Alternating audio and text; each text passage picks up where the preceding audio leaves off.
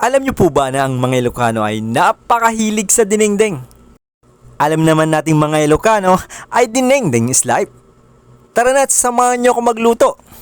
Magsalang muna tayo ng malinis na tubig sa kaserola. Tsansahin na lang natin kung gaano tayo karami maglagay. At habang pinapakuluan natin ang tubig, hugasan na natin ang ating mga gulay. At kasalukuyan na natin hinugasan ang papaya. At isunod ko na ring hugasan ang saluyot. At alam niyo po ba na ang saluyot ay napakasustansyang gulay? Ayan, at kumukulo-kulo na. At pwede na nating ilagay ang ating pirinitong isda na ating sahog, ang bangos. Pakaluan muna lang natin siya ng mga ilang minuto para mas lalong malasa.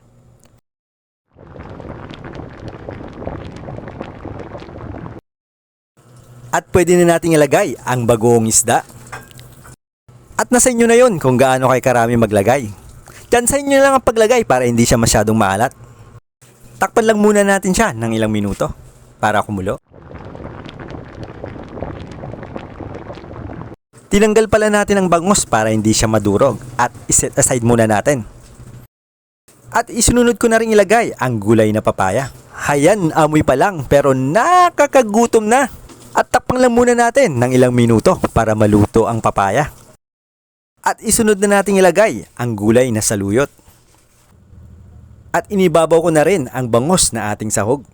At takpan lang natin siya ng mga ilang minuto. At ilang sandali na lang at pwede nang kumain. Kayo po ba? Ano po bang niluto niyong ulam for today? Hayan, at ready to serve na.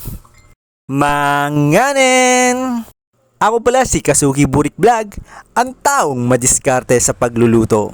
Hanggang sa muli! Manganin!